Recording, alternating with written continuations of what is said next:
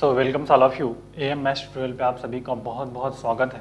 आज एक हम टॉपिक पढ़ रहे हैं इक्वेशन ऑफ प्लेन, जो कि बहुत ही इंपॉर्टेंट है इंजीनियरिंग स्टूडेंट और पॉलिटेक्निक स्टूडेंट्स या अदर स्टूडेंट के लिए। एक सिंपल एक बहुत ही इंपॉर्टेंट है। कभी कभी इससे रिलेटेड आईआईटी जैम में भी क्वेश्चन पूछा जाता है। तो इक्वेशन ऑफ प्लेन का एक क्या बेसिक इन्फॉर्मेशन है उसके बारे में हम यहाँ पे पहले बात करेंगे। फिर उसके बाद इक्वेशन पासिंग थ्रू 1.3 पॉइंट से पासिंग जब इक्वेशन ऑफ प्लेन करेगा तो उसको हम कैसे वर्कआउट करेंगे। बिफोर दिस माय वीडियोस मैं चाहूँगा प्लीज़ आपका जो वैल्यूएबल फीडबैक है माय डियर फ्रेंड्स वो ज़रूर मुझे आप प्रोवाइड करिएगा। एंड आप पहली बार विजिट कर रहे होंगे तो प्लीज़ मेरे चैनल को सब्सक्राइब, लाइक एंड शेयर ज़रूर कर दीजिएगा जो भी आपका स्टडी ग्रुप होगा। तो आइए शुरू करते हैं, देखते हैं। तो हम पहले लिखेंगे जनरल इक्वेशन। जो जनरल इक्वेशन ऑफ प्लेन क्या होता है, जनरल फॉर्म, ठीक है। General form, general form ax plus B Y plus C Z plus D equal to 0 is called general equation of plane, is called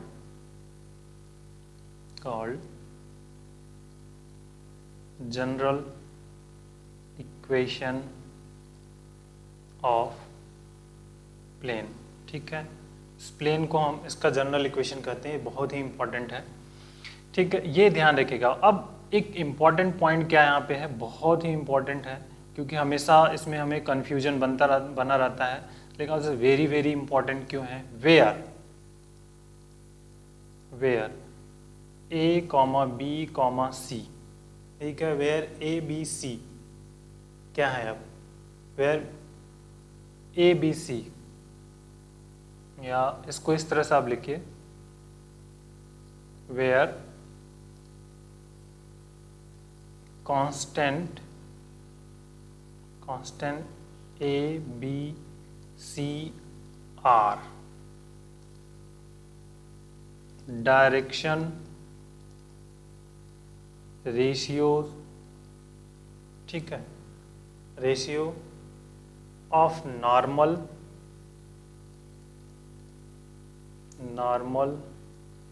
to the plane. समझ में आई बात आपको। It means कहने का सेंस ये है कि यदि कोई प्लेन हो, जिससे मान लीजिए इस तरह का कोई प्लेन है, ठीक, तो इस पर यहाँ से एक नॉर्मल लाइन है, दैट इज मान लीजिए ये नॉर्मल लाइन हमारे पास है, तो ये परपेंडिकुलर इस तरह से बनेगा। तो ये जो ए बी सी होगा, मान लीजिए ए बी लाइन कोई है, इस लाइन का इक्वेशन बाद में फाइंड करें, तो ए बी लाइन का डायरेक्शन रेशियो होगा। जो ए बी सी क्या होगा, direction ratio of normal to the plane. Normal का मतलब हुआ परपेंडिकुलर जनरली, तो नॉर्मल टू द प्लेन, इस प्लेन के परपेंडिकुलर होगा। ये ध्यान आप रखिएगा, इसलिए कहा कि ये जो बहुत ही इंपॉर्टेंट है एबीसी के बारे में, क्योंकि इसका बहुत यूज होगा आने वाले टाइम में क्वेश्चंस में। तो ये आप हमेशा इसको ध्यान रखिएगा, ठीक है।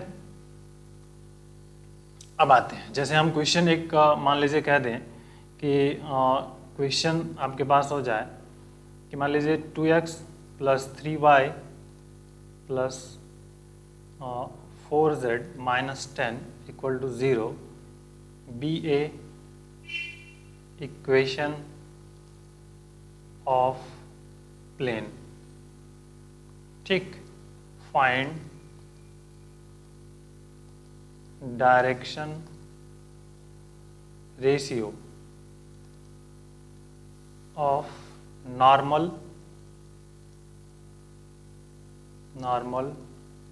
टू द प्लेन, ठीक। तो अब देखिए नॉर्मल टू द प्लेन, तो अब ये इंपॉर्टेंट है कि नॉर्मल टू द प्लेन का क्या मतलब, हम ये क्या करेंगे। तो find the direction ratio of normal to the plane, normal या नॉर्मल लाइंस कह सकते हैं हम। तो अब नॉर्मल टू द प्लेन, तो अब सिंपल सा इसका कंपैरिजन कर देंगे, जो कोफिशिएंट x का होगा, y का होगा, z होगा, वही डायरेक्शन रेशियो हो जाएंगे।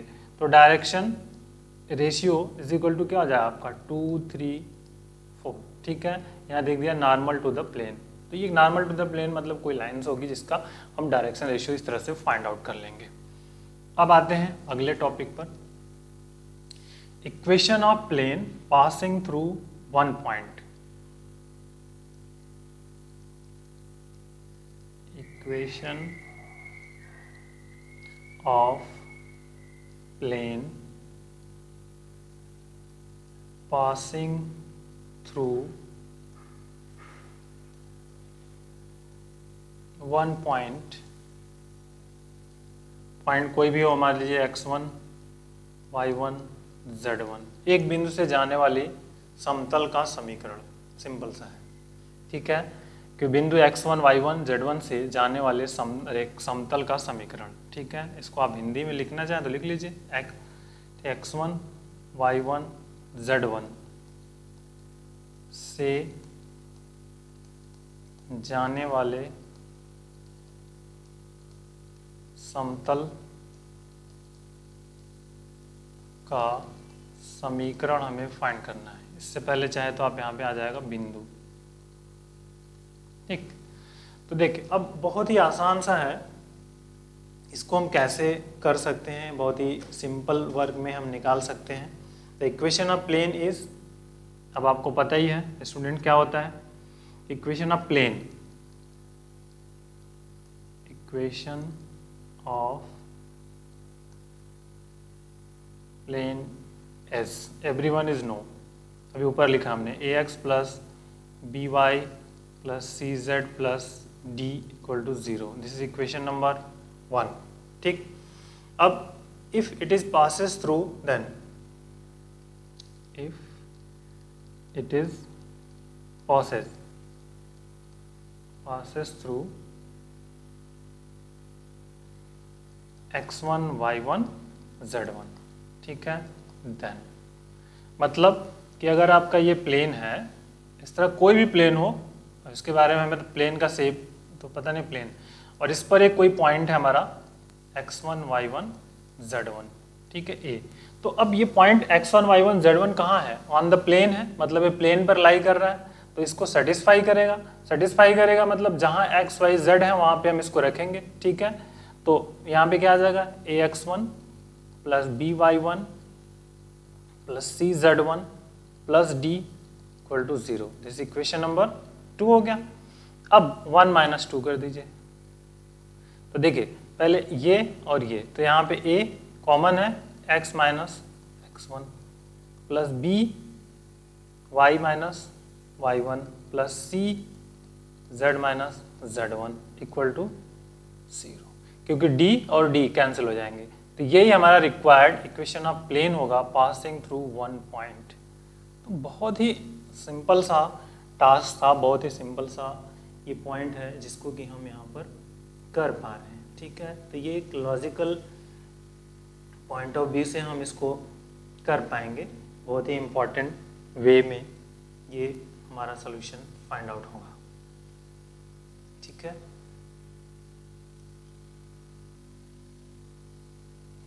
तो देखिए ये हो गया equation of plane passing through one point, बस और कुछ नहीं करना है। तो ये समझ लीजिए, जैसे अब क्वेश्चंस आपके आपके पास हो कोई क्वेश्चंस आ जाए कि find equation of plane passing through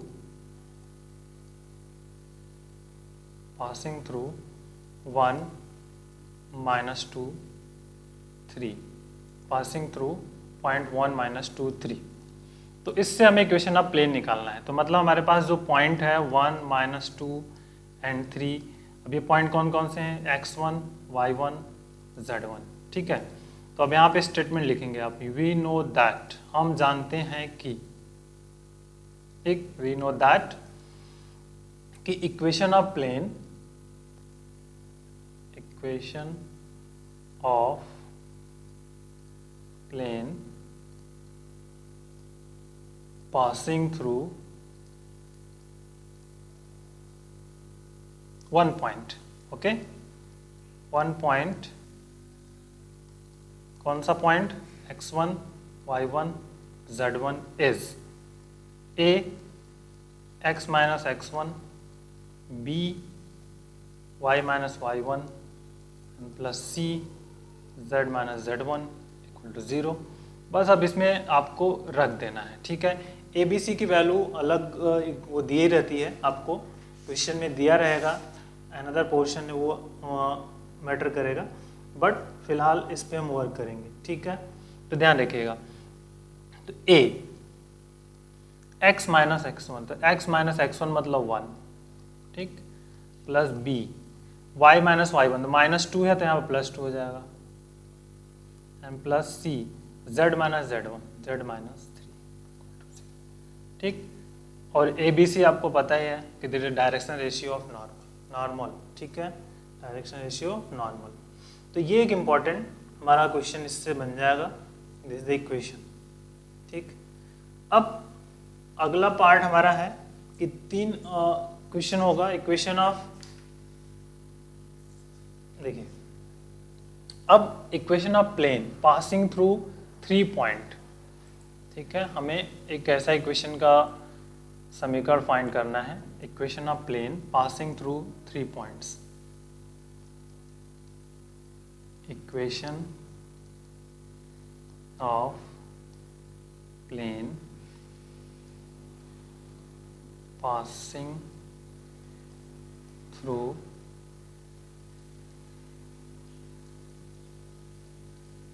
3 point,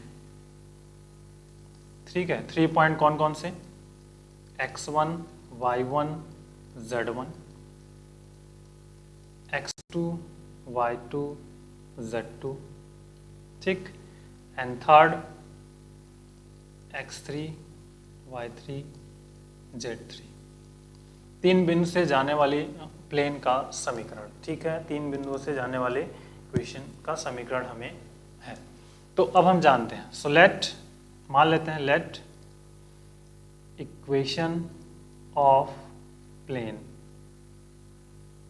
plane is क्या हो जाएगा आपका, ax plus B Y plus C Z plus D equal to 0, ये आपको पता है, this is equation of plane, ठीक।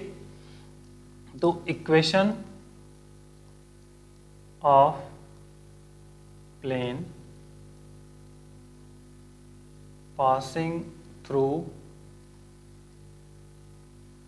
देखिए पासिंग थ्रू कौन सा, x1 y1 z1, अगर हम इससे पास करें तो क्या होता है, a x minus x1 plus b y minus y1 plus c z minus z1 equal to 0, this equation number 2, ठीक। अब आगे का पोर्शन सिंपल, देखिए अब यहां पर होगा equation of plane passing through the point of, अब इक्वेशन जो 1 है, ठीक है, जो इक्वेशन, सॉरी वहां इक्वेशन 1 तो हो गया, इससे पास हो गया। अब ये जो नया इक्वेशन हमने 2 बनाया है, ये तीनों पॉइंट हमारे कहाँ पे होंगे, प्लेन में ही तो होंगे ना। देखिए अभी इसको थोड़ा सा डिटेल्स में समझते हैं, इसको मैं इस तरह से प्लॉट करके आपको समझाने की कोशिश करता हूँ। जैसे मान लीजिए हमारा ये पॉइंट A है, ये B है, ये C है, तो A पॉइंट यहाँ है, B पॉइंट यहाँ है, C पॉइंट यहाँ है, ठीक है। इस x1 y1 z1 x2 y2 z2, उल्टा लिख दे, कोई बात नहीं, उससे हमको मतलब नहीं है, x3 y3 z3, ये तीनों पॉइंट्स हमें सिर्फ मतलब है, मीनिंग्स क्या है कि अगर ये कहाँ पे हैं, तो इक्वेशन 2 जो है passing through the A B और सी से पास करेगा, क्लियर है। ये इस पॉइंट से निकाल लिया, तो इस प्लेन का ही इक्वेशन है, ये कौन से प्लेन का इक्वेशन है, इसी प्लेन का तो इक्वेशन है ना ये। तो equation 2 passing through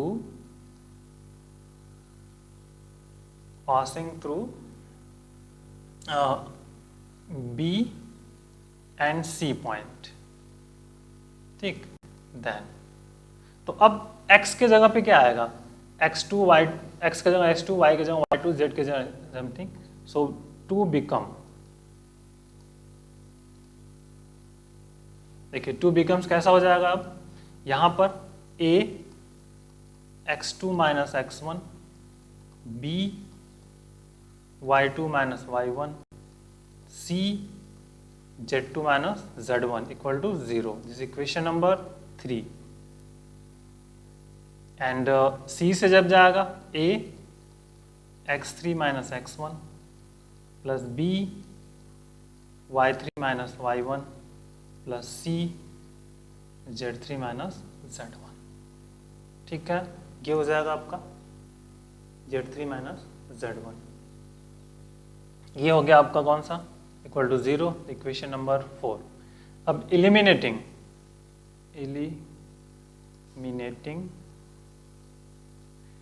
a B and C of in equation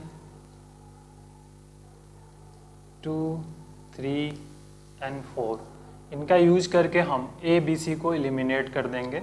तो इसको अब हम डिटर्मिनेंट में लिख लेंगे। हमारे पास जो डिटर्मिनेंट आ जाएगा, तो यहाँ से ये मतलब x minus x1, y minus y1, z minus z1, और यहाँ से आ जाएगा आपका x2 minus x1, y2 minus y1 and z2 minus z1, और यहाँ पे आ जाएगा x3 minus x1, y3 minus y1 and z3 minus z1 equal to 0।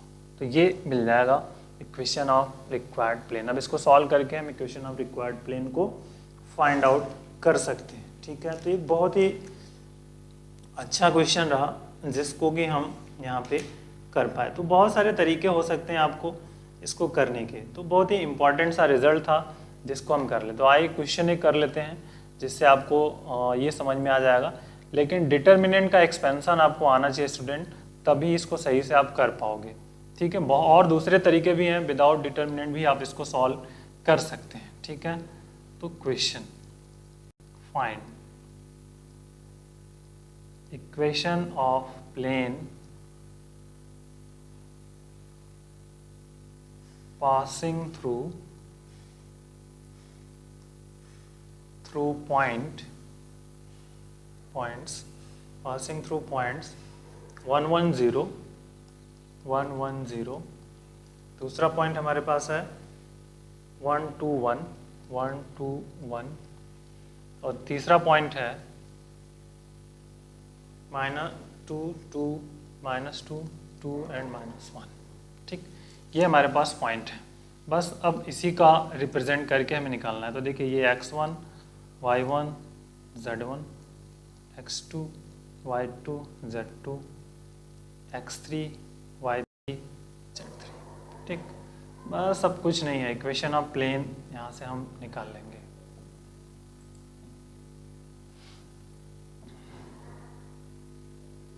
आइए, तो नाउ इक्वेशन ऑफ प्लेन,